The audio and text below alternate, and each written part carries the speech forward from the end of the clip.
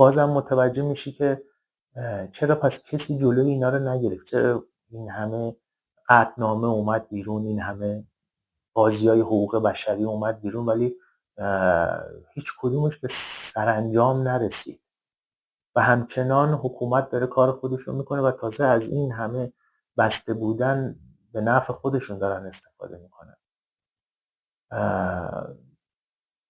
اتفاقاتی که افتاد و بریم جلو، تا اگر خاطرم باشه اینو بگم راجع به مردم دقت بکنن، راجع به آدمایی که تو دوره خاصی به عنوان بورسیه تحصیلی رفتن بیرون و الان اون آدمایی که شاید 16-17 سالشون بود الان شد 33-4-5 سالشون و اون حجم پول رو بیرون بردن و الان دارن تو اون کشور زندگی میکنن و از اونجا دارن مخالف کسایی که مخالف جمهوری اسلامی هستن حرف میزنن.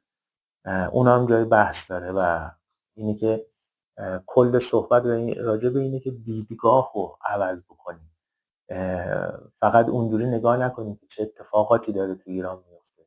اونایی که دارن اینا رو هدایت میکنن بیشتر به اونا توجه بکنیم و بیشتر به اونا نگاه بکنیم که چه حزبی چه افرادی باعث این نابودی شدن و این جای بحث داره.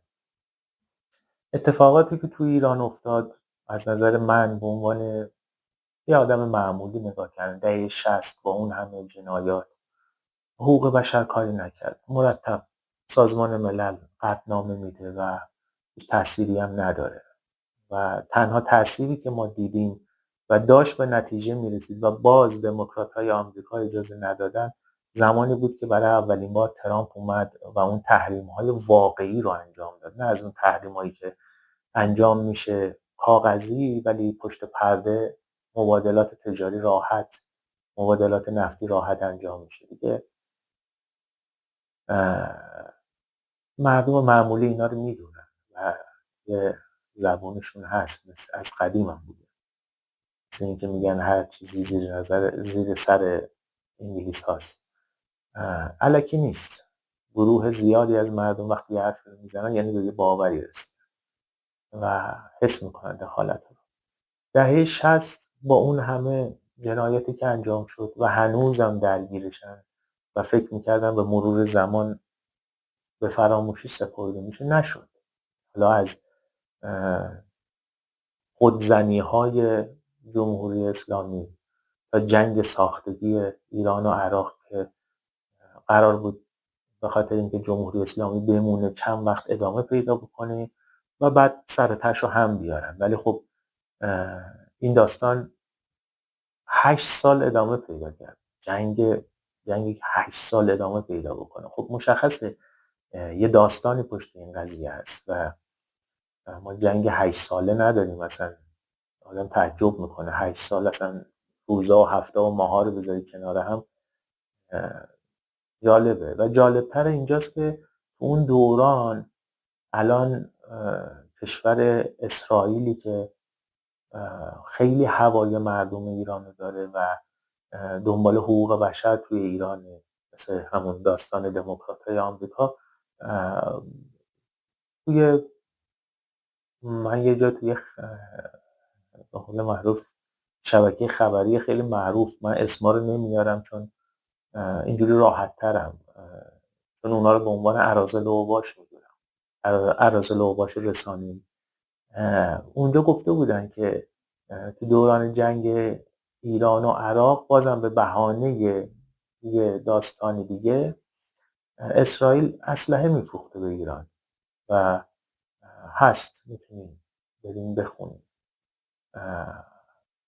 اسلحه میفروخته که در مقابل مثلا دشمن مقابل مقاومت بکنن. خب اینجا سواله چرا باید اصرار بکنیم که اسلحه بفروشه؟ خب همه ما آدمای معمولی میدونیم یه زمانی که سوله‌های کارخانجات اسلحه پر میشن باید یه جوری اینا خالی بشن، مثل جنگ روسیه و اوکراین، مثل جنگ عراق، مثل جنگ افغانستان. بالاخره باید خالی بشن و تسلیحات جدید جایگزین بشن و این کارخانه ادامه پیدا بکنه.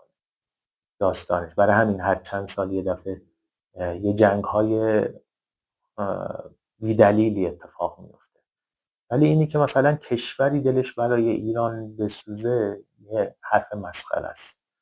و زمانی که دوران شاه با اون همه شکوفایی بود، کشورهای مدعی دموکراسی و حقوق بشر و آزادی شاهو نابودش کردن و خودشون هم اومدن توی رسانه هاشون، حالا بزنین اعترافات کارتر یا ریگان میاد، خودشون اومدن تو رسانه هاشون گفتن که اشتباه کردیم، نباید این کار رو میکردیم. حالا خب قاعدتا نمیان بگم ما انقلاب رو انجام دادیم توسط ما بود، ولی خب سازماندهیش همش توسط اینا بود و هزینه هایی که میکردن و این برای همه مردم ایران به نظر من اونایی که واقعا سرش، حالا همه رو هم نگیم، اکثریت براشون روشنه که چه کسایی پشت این قضیه بودن و نمیشه شما بیاین یه کشوری رو نابود بکنیم و بعد از 30 سال بیاین اسناد رو بکنیم بگیم که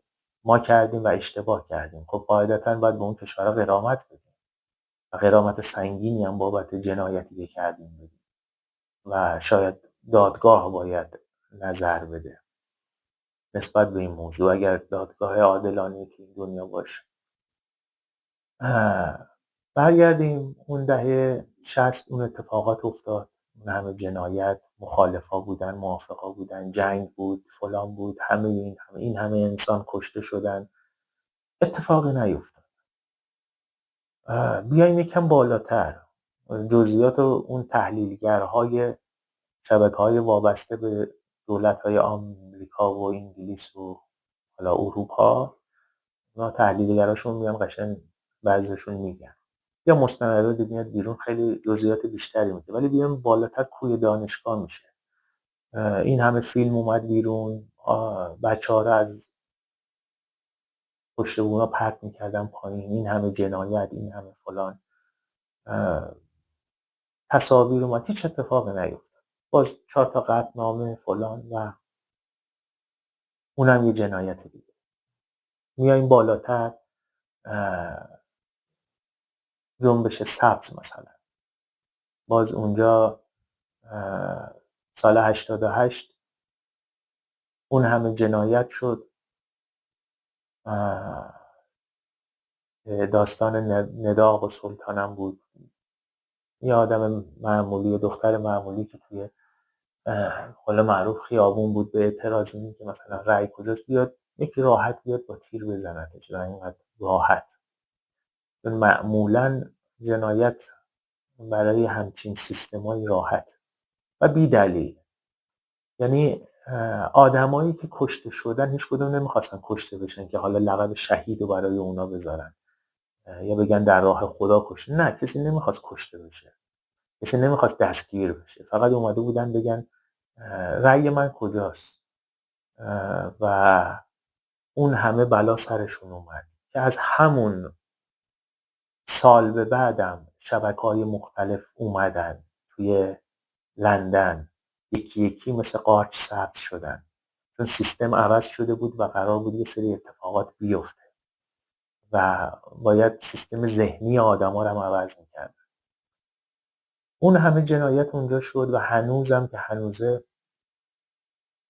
خانواده‌های اونا داغدارن و هنوزم که هنوزه دنبال مجرم میگردن، ولی خب توی ایران دارن دنبالش میگردن. ولی به نظر من یه سطح وسیع‌تری رو اگر بخواید نگاه کنید، شما باید توی غرب دنبالش بگردید، اونایی که دم از آزادی بیان و حقوق بشر میزنن ولی متحد اصلی جمهوری اسلامی هست و حمایتش میکنن. خب کشوری که این همه یا حکومتی که این همه جنایت کرده، خب نباید به رسمیت شناخته بشه. خب چرا این همه سال به رسمیت شناخته شد و شما مبادلات تجاری با همچین کشوری دارین، مبادلات سیاسی دارین، یا هر چیزی که شما فکرشو بکنین. شما میگین نفت از این کشور نمیخریم، ولی ما که تو دریا نیستیم که ببینیم چند تا کشتی میرن. شما میگین پول، ما که توی هواپیماها و قطارها نیستیم که ببینیم چجوری پول خارج میشه و خیلی راحت میشه کنترلم نکرد و پولایی که از مرز ایران به سمت ترکیه میرفت اون سالا وقتی که در اومد دیدیم که چه وسعتی داشت طلا و دلار که داشت بیرون میرفت. حالا بعد از اون حزب الله و حماس و فلان و اینا. خب وقتی که همه اینا رو میدونی، وقتی جمع اینا رو میدونی، خب چرا کشور رو به رسمیت میشناسیم؟ چرا این کشور باید بیاد تو سازمان ملل؟ چرا اصلا سفارت داره تو کشورهای دیگه؟ خب یعنی به رسمیت میشناسیش، یعنی به کارت ادامه بده. ما از این ور تبلیغات حقوق بشری ضد شما میکنیم، شما هم از اون ور به راحت ادامه بده. حالا هی آدم بکش تا روزی برسه که یهو مثلا مثل عربستان شب بخوابیم صبح بلند شیم یه آدم جدید میاد و همه هم فراموش میکنن عربستانی که با شمشیر گردن میزد و دست قطع میکرد و هزار تا کارهای غیر از انسانیت انجام میداد. مثل اینی که مثلا یه انسانی رو بندازن توی قفس شیر، یه همچین اتفاقی. خب اون صحنه خیلی دردناکه اگر آدم نگاه بکنه. و خب توی عربستان، ایران یا هر کشورهای دیگه همچین اتفاقاتی میفته. ولی خب سیستم های غربی همچین چیزی رو میخوان، یعنی باید توی ارزم به حضور توی خاورمیانه درگیری باشه تا به قول معروف کارای اونا پیش بره، هر چی که تو ذهنشون داره. و دور نشیم، داستان زیاده، دور نشیم. 88 این اتفاق افتاد، عده‌ای که نمیخواستن کشته شدن، اصلا نمیخواستن، دلیل نداشت کشته بشن. اومده بودن بگن آقا رأی من کجاست، جواب منو بده. خیلی راحت عده‌ای اومدن بیرون زدن کشتن، تموم شد، هیچ هم دیگه حرفی نمیزنه. ای زیادی هم دیگه تابلو بشه 2 نفر رو میارن میگن آقا این بوده که کشته، حالا اینو میندازیم زندان یا اصلا ما اعدامش کردیم. حالا کی دید؟ چون خیلی از چهرهایی که توی ایران، حالا توی جمهوری اسلامی یا کشورهای دیگه هستن، زمانی که بخوان اینا رو مجازات کنن معمولا میگن آقا این رفت 20 سال زندان ولی خب از در پشتی میاد بیرون، هر چی که دوست داره میره. یا فلانی رو اعدام کردیم میاد با یه هویت دیگه زندگی میکنه. اینا چیزای مشخصیه، اینا دیگه نیاز به سند و مدرک نیست. و خنده‌داره که بخوایم باور بکنیم تو این دنیایی که این همه اطلاعات، شما وقتی که توی سیستمی میری خیلی راحت میتونی اطلاعاتش در بیاری که اگه بلایی سرت اومد اینا منتشر پیدا کنه، پخش بشه جای مختلف. یه جوری میشه راحت یارو رو میگیرن، راحت میکشنش، هیچ خبری هم نمیشه یا زندانش میکنن، طرف هم هیچ اطلاعاتی بیرون نمیده. خب یعنی از دید من که محال ممکن، حالا ممکن دیدم اشتباه باشه، ولی به هر صورت 88 گذشت شد 98. اومدیم بنزین رو گرون کردن، اومدیم اعتراض کردن نسبت به اینی که مثلا بنزین گرون شد و اون تعداد زیاد آدم رو کشتن. یه جا میگن 3000 تا 4000 تا، خب دیدیم کشتن. و چه تو خوزستان، چه تهران، چه جاهای مختلف، اصفهان، همه جا به وسعت کشتن. و جالب اینجاست که دموکرات‌های آمریکا اومدن یه عددی رو مشخص کردن، 1500 نفر کشته، نه بیشتر از این نبوده. اصلا یه نفر کشته بشه چجوریه که هنوز اون سیستم رسمیت داره، هنوز داریم با اون سیستم کار میکنی، هنوز سفارت داره بیرون؟ چجوری همچین چیزی ممکنه که این به این وسعت انسان کشته بشه ولی اون سیستم هنوز داره کار میکنه؟ خب مگه شما یه جایی میگن آقا شما چرا حرفی نمیزنی؟ میگه ما تو سیاست داخلی کشوری دخالت نمیکنیم. خب اگه تو سیاست داخلی کشوری دخالت نمی‌کنین، خب نیابتیاتون رو میفرستین تو سیاست داخلی سوریه دخالت کردن، اون طرف رو برکنارش کردن. حالا مأموریتش تموم شد رفت، برکنارش کردن. یا تو کشورهای مختلف شما تو سیاست داخلیشون دخالت کردین.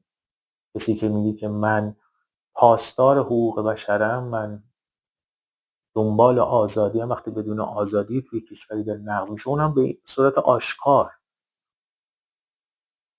نمیخوای دخالت بکنی، چرا مبادله تجاری داری، چرا داری با اون کشور کار میکنی؟ اینا تناقضایی که هست و این نشون میده که شما میخواین این اتفاق بیفته. اون حجم وسیع تو 98